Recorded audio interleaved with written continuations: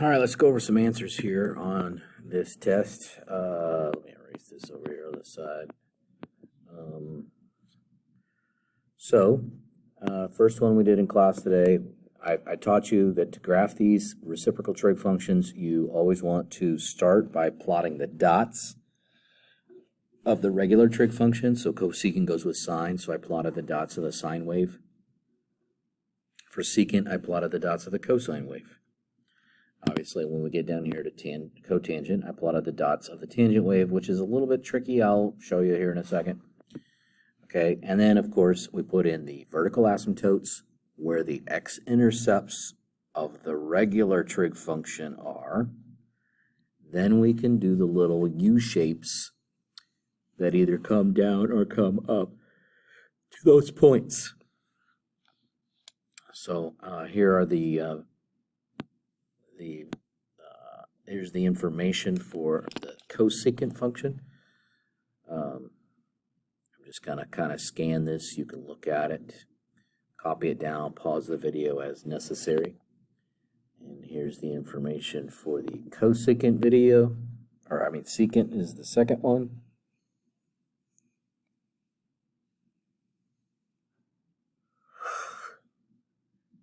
And there's the information for the last one, and I'll talk about the tangent function here in a minute.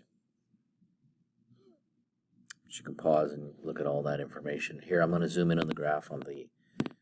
So I started with, you could see the blue dots.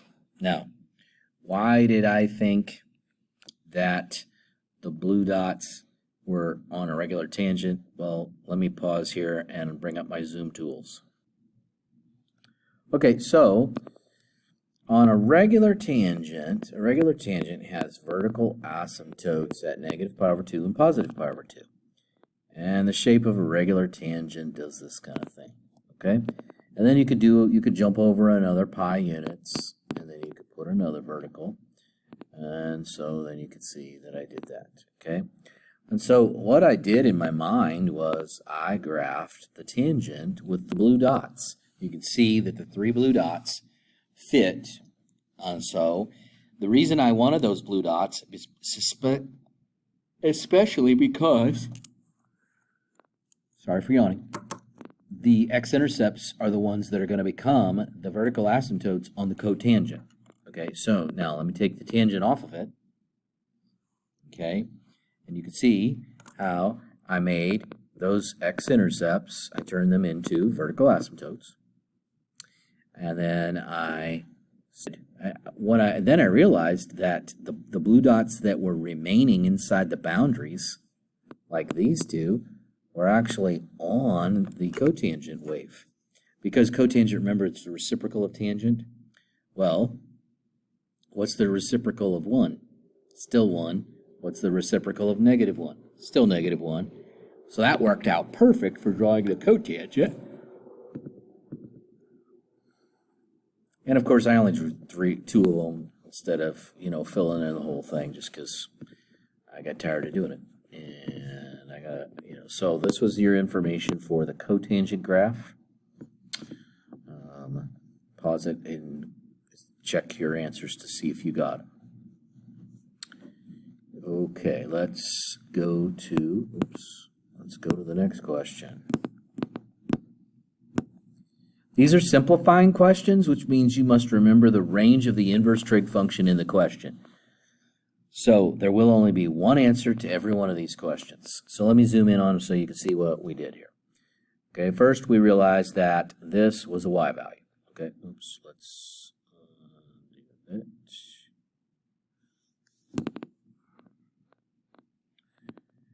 Yeah, this is a y value. So we found negative radical 3/2 on here. And of course, since the range of the inverse sine is on this side of the circle, we went over here and found that -π/3 was the value that had that y value. Don't get it confused with 5π/3. That's not in the range of the inverse sine. Next question, inverse cosine. That's the top half of the circle from 0 to pi. We got an x value at negative radical 3/2 to go up here. We are at 5π/6.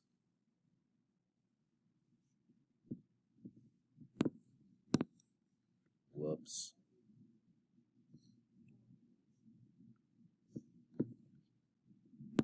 Why is it doing that? Let's undo the line. Slide this over. Okay. Annotate. So we have a y value at radical 2 over 2. We brought it over to the side of the circle, which is negative pi over 2 to pi over 2, and pick pi over 4. For the next one, slope is the negative radical 3 over 3. Those both have negative radical 3 over 3, but the range of the inverse tangent is over here, with the exception of the endpoints because it does not include the undefined values. So that would be negative pi over 6. Negative pi over 6.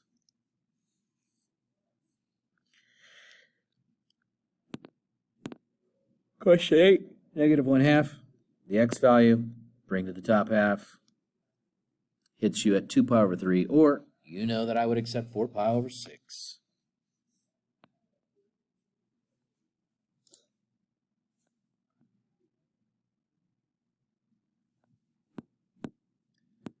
Still some simplified questions. Not quite sure why that lost its y. I don't know. Got it fixed. And let's zoom in on these questions. And so the slope is negative 1, which goes like this. That gives you negative pi over 4. Hold on a brief moment. On question 10, we had a y value. The y value was negative 1/2. Oops. It was negative 1/2. That brought me over here to negative pi over 6. For the next one, we had a slope of negative radical 3, which is the steep one, which brings me down into this quadrant, and that would be negative pi over 3.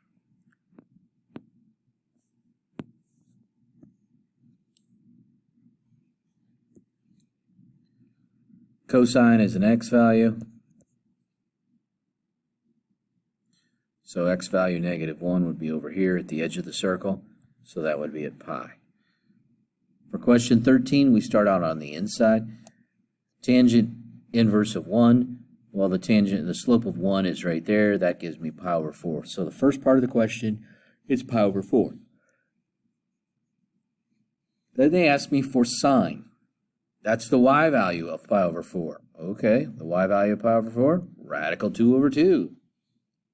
That's the end of that question.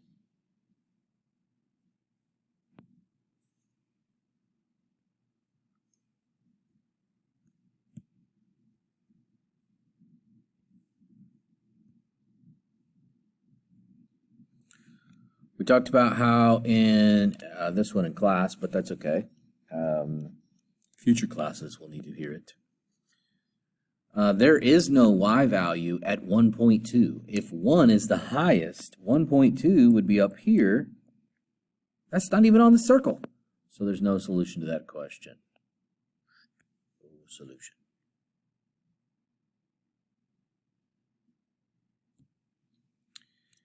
Question 15. Start out with cosine 7 pi over 4. Okay, 7 pi over 4 is here. The x value is radical 2 over 2.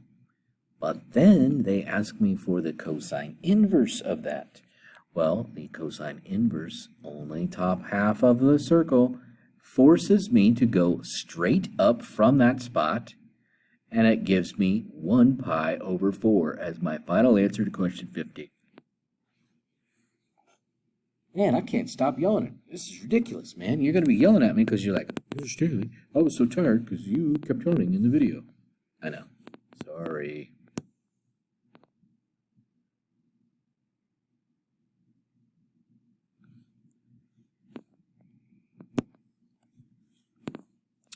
Question 16 is supposed to be the easiest one on there because when the trig function's on the outside and the inverse trig function's on the inside, they always cancel out. So that should have been real straightforward and easy. Question 17 starts out with cosine 5 pi over 6. So we're trying to find the x value at 5 pi over 6. And it looks like I drew it over here on the big circle. that's what I drew. Let's see. So 5 pi over 6 is here, and I'm looking for the x value. That is negative radical 3 over 2. So that's where this number came from. Then I want the sine inverse of that. So now this negative radical 3 over 2, which was an x value, is now suddenly referred to as a y value. Negative radical 3 over 2 is down here at the bottom for y. And if you're only allowed to give me values inside the range of the inverse sine, it'd have to be right there at negative pi over 3. And yes, I would accept negative 2 pi over 6.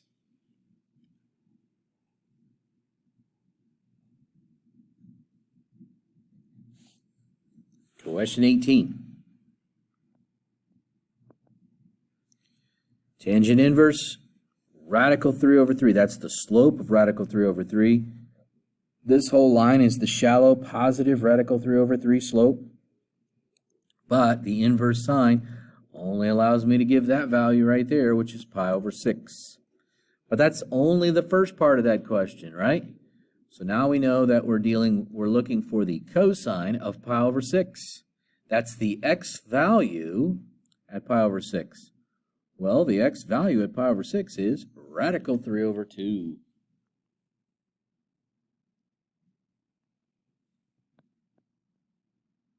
Next question.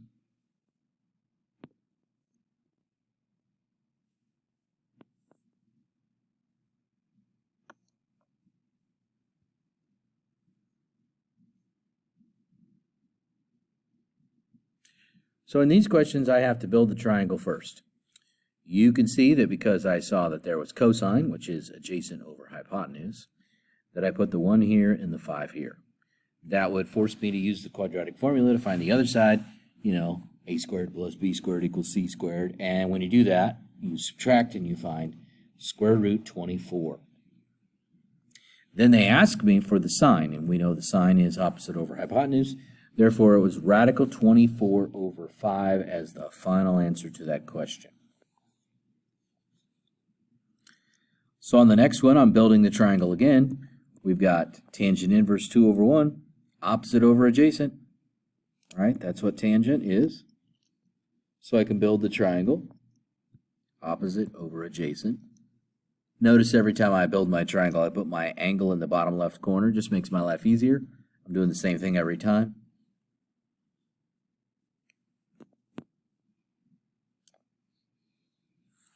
Pythagorean theorem. A squared plus b squared equals c squared gives me radical 5 for the hypotenuse. Then I can see that they're asking for the cosine, which is adjacent over hypotenuse. Adjacent over hypotenuse would be 1 over radical 5. Do I expect you to rationalize the denominator? No.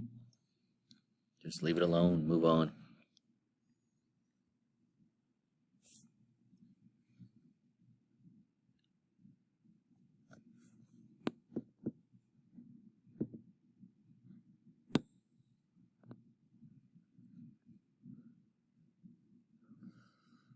So we talked about how regular trig function on the outside, inverse trig function on the inside, always cancels out. Answer was 0.9. Didn't have to do much work there.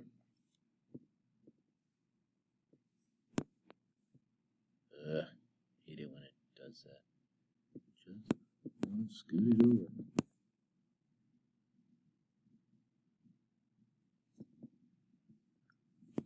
Okay, so in the next question, you can see what I wrote right here. Find all angles. Now, keep in mind that these are solving questions. This is different than simplify questions.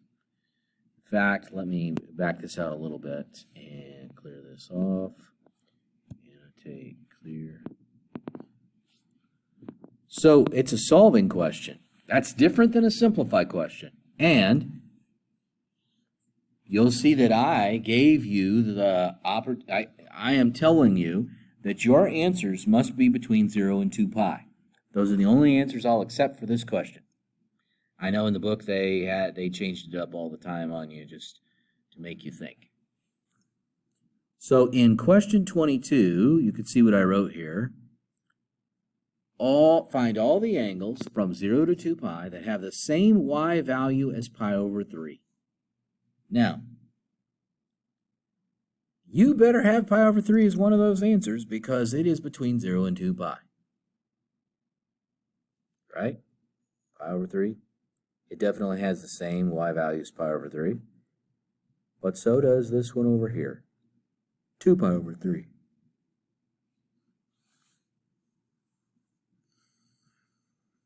And yes, if you want to do the pi over 6s, if you want to say 2 pi over 6 and 4 pi over 6, you know I'll accept that.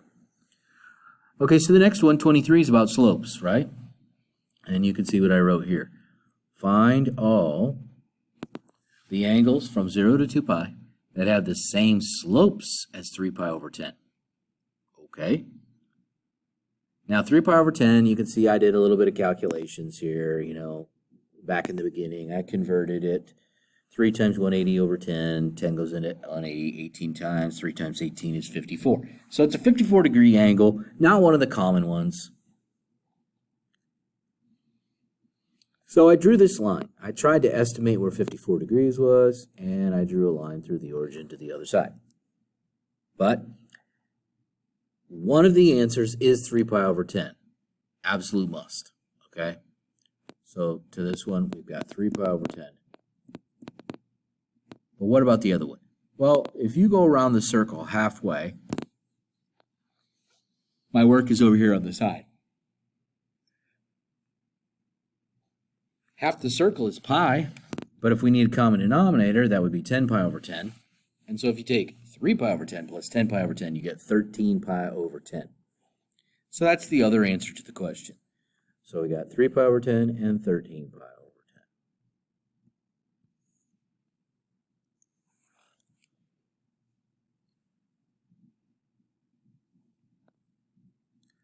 Okay, question 24. We did a little bit of moving things around, right? Subtract 1, divide by 2, so we get down to this. Cosine x equals negative 1/2. We need every angle measurement that has the same x value as negative 1/2. Okay, so here's negative 1/2, and every angle between 0 and 2 pi. So that means there's two answers to the question. And I don't care if you put them in terms of pi over 6s or pi over 3s. You can see the answer in pi over 3s here. You can see the answer in pi over 6s here.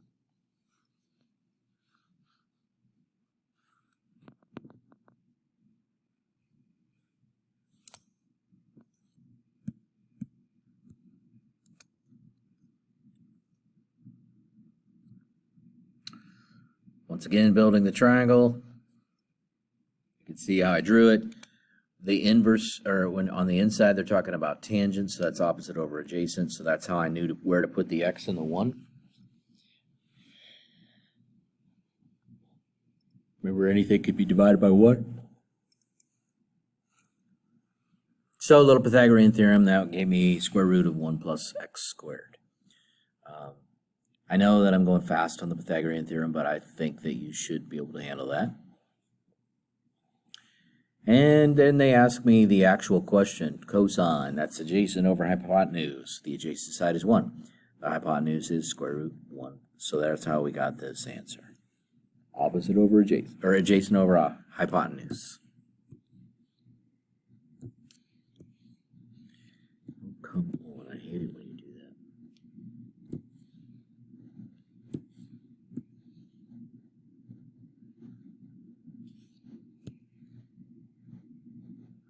So we built the triangle again. This time we're using cosine, so that's adjacent over hypotenuse. So I put my x and my 1 in the same in the adjacent and hypotenuse spot, and then did my solving, got 1 minus x squared. Now this time they asked me for cosecant. So as I've told you time and time and time again, find the sine first. Okay, we know sine is opposite over hypotenuse, so I could just do the square root of 1 minus x squared over 1. But then I want the cosecant, and the cosecant takes this thing right here and flips it over. So there's your final answer. No, don't rationalize that crap.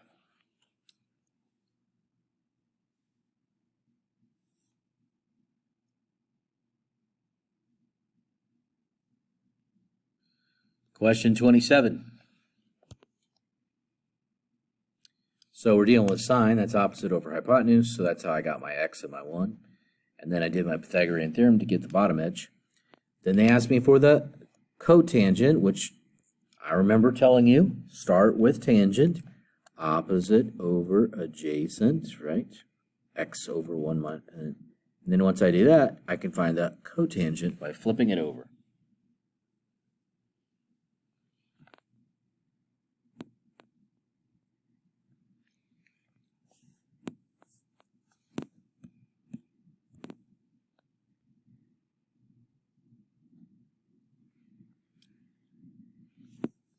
Fireproof form helps out a lot. You know, move the 7 over, divide that over. And then, of course, we did a little bit of algebra on the inside of the parentheses. You got your 3x over 1 on the inside. And we fireproof form, you know, that's where you have 1x on the top. So we decided to multiply by 1/3. But if you do it to the top, you better do it to the bottom. That's how you got this thing on the inside of the parentheses.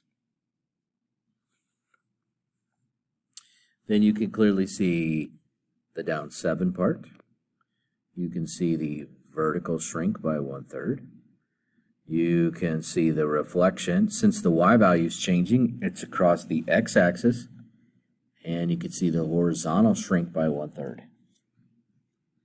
Nobody's moving this thing left and right at all.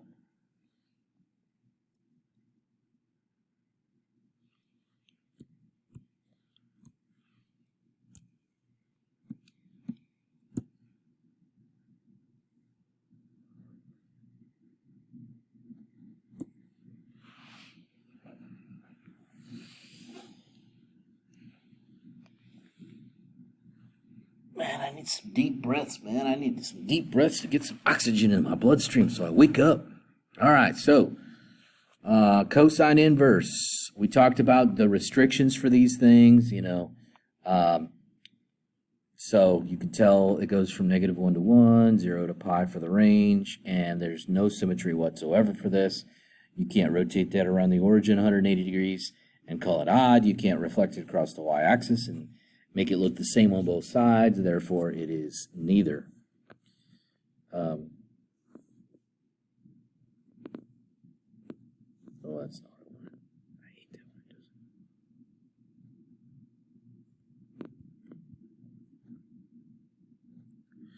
it. Question 30 and 31 are both, I'll bring this to your attention here at the bottom. They're both odd. They both have rotation symmetry around the origin. You could spin them 180 degrees and they look identical. Now,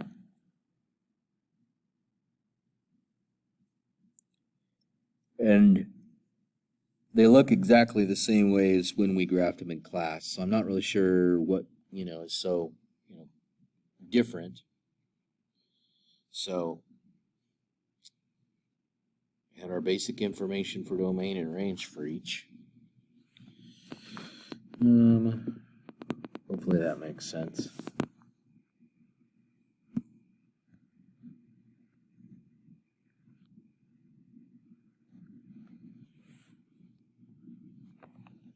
So birds up here at the top, worms down here on the ground. The angle is measured from the top down, so that's 42 degrees.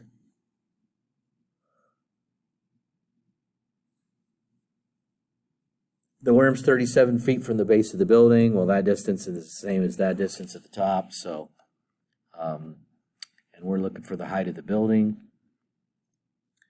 So we looked and saw we had a tangent situation, opposite over adjacent.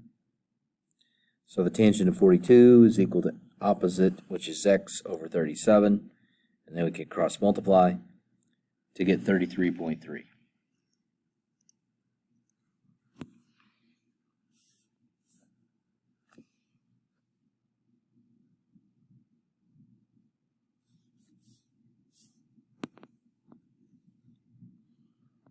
We did a lot of work here today. I guess let's try to back up here. Sally's riding on this Ferris wheel, which is an insane Ferris wheel, by the way, in my opinion. We'll find out this thing's cruising. especially for how large it is.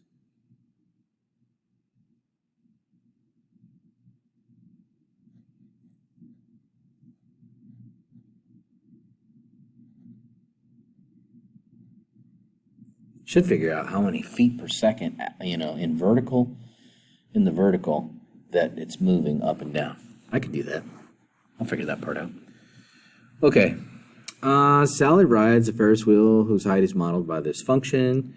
H is the height in feet above the ground after t seconds. How long does it take for her to do 2 revolutions? Well, if we can figure out how long it takes her to do 1 revolution, which is the period of the function, you'll notice over here that I put this thing in fireproof form. That way we could easily see what the changes were, subtracting the 72 and dividing by 70. So the tricky part came inside the parentheses. What do you do with the pi over 8t minus pi over 2? Well, of course, that can all be divided by 1. So we decided to multiply by 8 over pi. And when you distribute this, you get t minus 4. Yeah, t minus 4 on the top. And then on the bottom we have 8 over pi. So that's where this came from. Well, that 8 over pi, that's the a value. That's the stretch or shrink, in this case stretch. You had 2 pi as the period. You multiplied by 8 over pi. That means 16 seconds, we've made 1 complete revolution. Now you're going to find out this is a fairly tall Ferris wheel. I mean, this Ferris wheel, the middle of this Ferris wheel,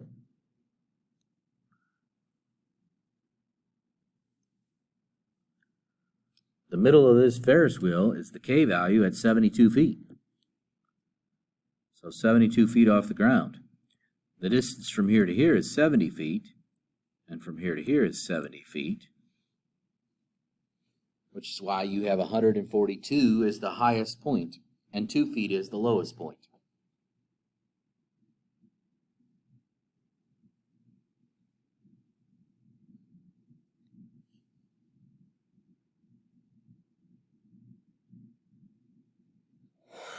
Okay. No, stop doing that, man. And clear. So if it takes her 16 feet, there's 16 seconds to do 1 revolution. It takes her 32 seconds to do 2 revolutions. The radius of the Ferris wheel, well, that's the B value right there, 70 feet. The radius of the Ferris wheel is 70 feet. That's 7 stories. I mean, this is as tall as a 14-story building. And you're going around that in 16 seconds. That is cruising. I mean, every 4 seconds, you've gone around a quarter of the circle. That's moving, I think. All right, how high above the ground is she at 0 seconds and at 4 seconds? Well, you're just going to plug these things in, right? So you'll notice that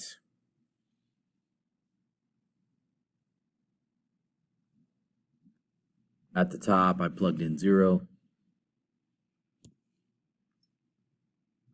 Of course, that's 0. 0 minus negative 2. Negative 2 is negative pi over 2. The sine of negative pi over 2 is negative 1, right? That's the y value.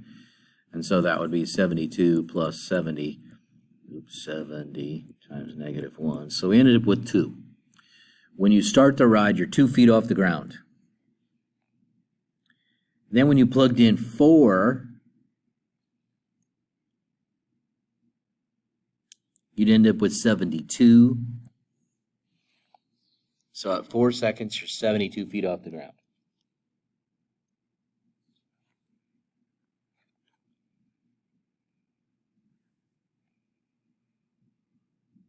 And if you're at 2 feet off the ground when the ride starts, that must mean You were the last one to be put in the ride.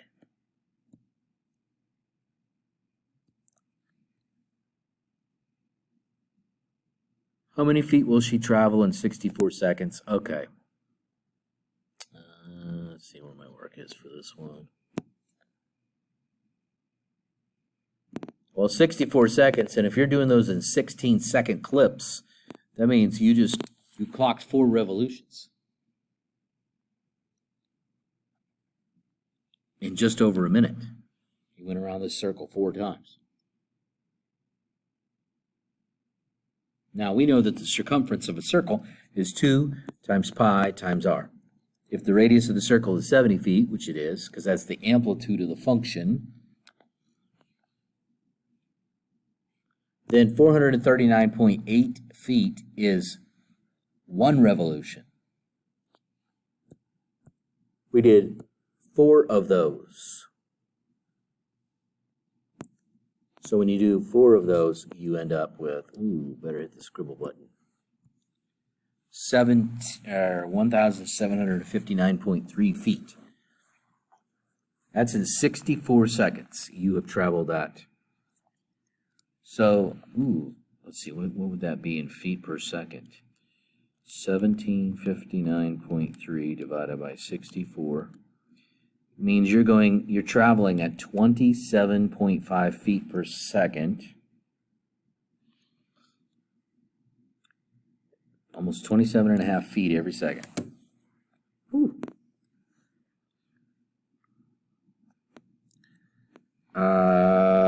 Give a time when she reaches her maximum height.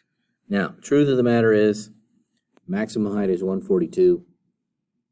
So, this equation right here is what you would need to solve in order to get that to happen.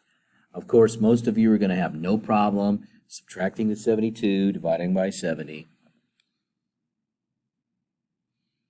But what do you do after that? How do you get rid of sine? Okay, so 142 minus 72 divided by 70. That's not right. Is it right? Yeah, that's 1. Okay, yeah, that makes sense. So 1 equals... So if you want to get rid of sine, you do sine inverse.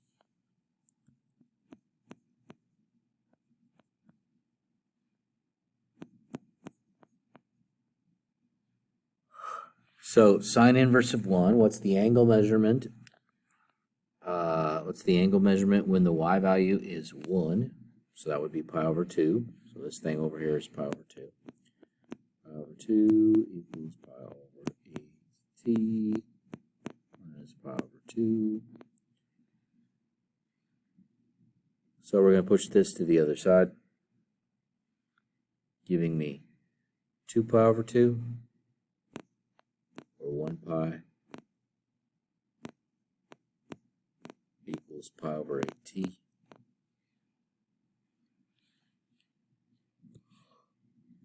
And we can then multiply this by 8 over pi.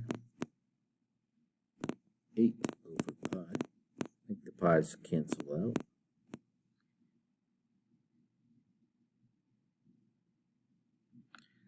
And the 8s would also cancel out on that side, so that would leave you with t equals 8. That's the first time that it reaches. And they only asked me for 1. They only asked me for 1. Now, could I add 16 to that and get another answer because that's the period of the function? And could I repeatedly add 16? Sure, I could. There's no need to. 8's good enough answer.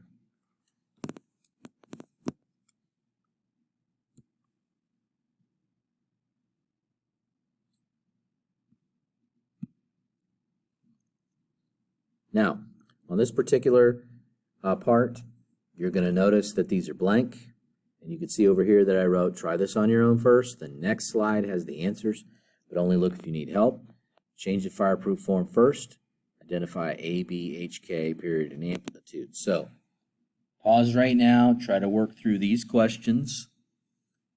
And if you don't get through them, wait for the next part.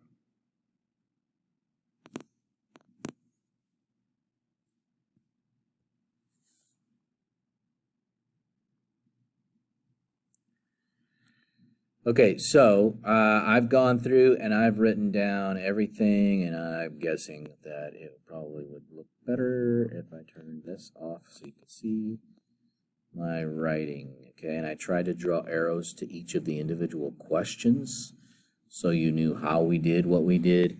I'll try to zoom in here so you can see individual pieces and you can pause and look at them.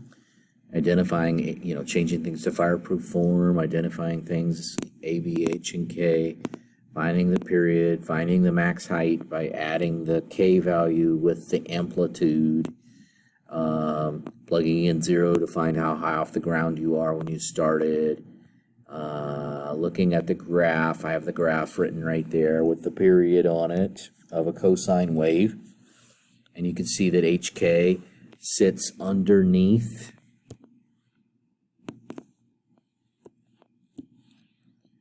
HK right there sits underneath a maximum, so you know the first time is 30 seconds, and then you add 180 seconds to that to get the next one, which was 210, add a 180 again, but then you run out of time because the 180, you can't go over 540 seconds since that's 9 minutes. So that's why there's no more after that. Okay, hopefully this was enough. Well, I don't think there's anything more, but let's just check. Let's just double check to make sure there's no more questions. Oh, the last one is not going to be on your test, so don't worry about that. Okay, hopefully this was good review.